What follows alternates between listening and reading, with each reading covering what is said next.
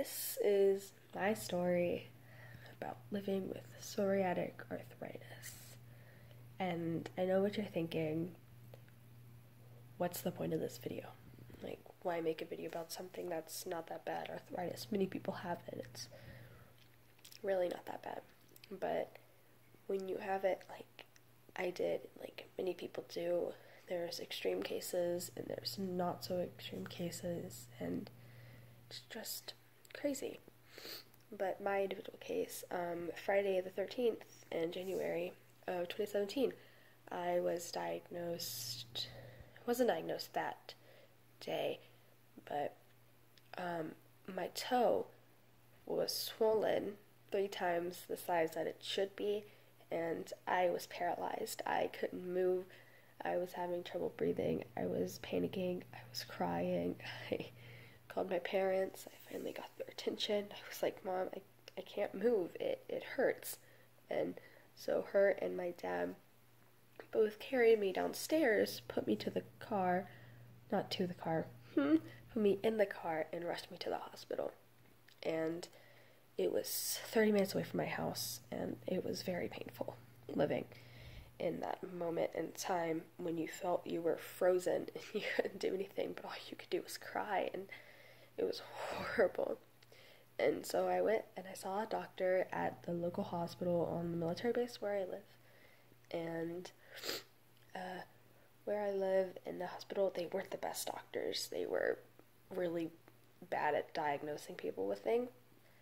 But the lady that I had told me that I stubbed my toe, and I don't remember doing that. So she was like, oh yeah, sometimes people, they stub their toe and they just forget. Like, I would remember that. And you think it would be immediate, so it wouldn't be like 3 weeks later, all of a sudden I can't move. You know, like, that's not normal, and my toe shouldn't be 3 times the size that it should be. But she gave me antibiotics for pain, and I took them, and I felt better. And it was about a 5-day antibiotic treatment, and so I took the treatment, and then I was feeling great for that week that I was on it, but the day that I got off of it, like 3 hours later, my toe was back swollen, bigger than it was before, and I was just in more pain, and it was just a lot worse.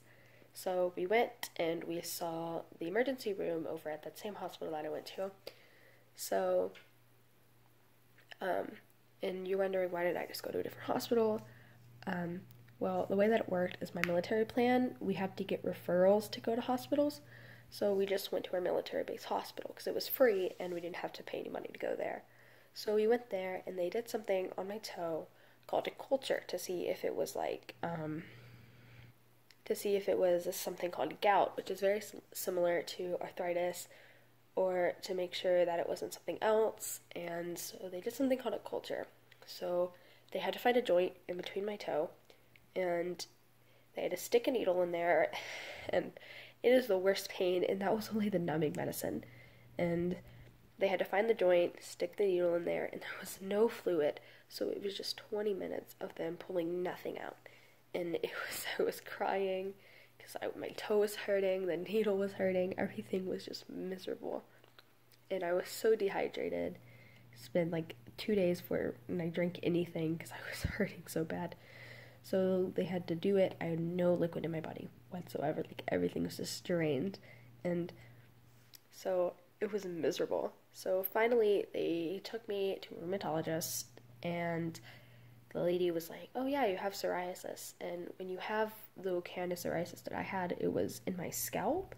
So it was just white mountains, white blood. It was just white mountains of dried skin. And my hair always looked greasy. I showered every day.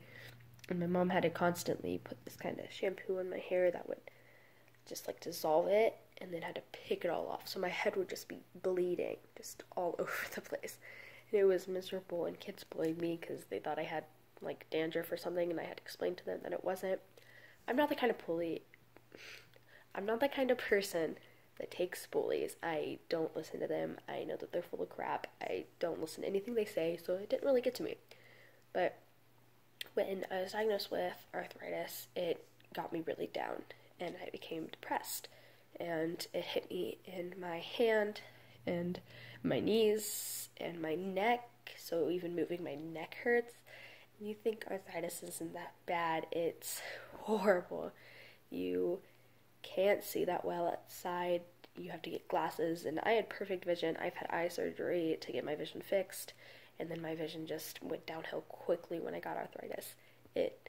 My eyes are light sensitive, they hurt to move, and it's a little better now that I'm on medicine and stuff. Like, I'm on Humira, and methotrexate, and a whole bunch of other medications, and so it hurts to move my eyes, it hurts to look at the sun, it hurts to, like, sometimes breathe, it hurts to move my neck, it hurts to walk or jump or run. Like, I quit softball because I couldn't run anymore, and I was really good, if I say so myself, and everyone else says so.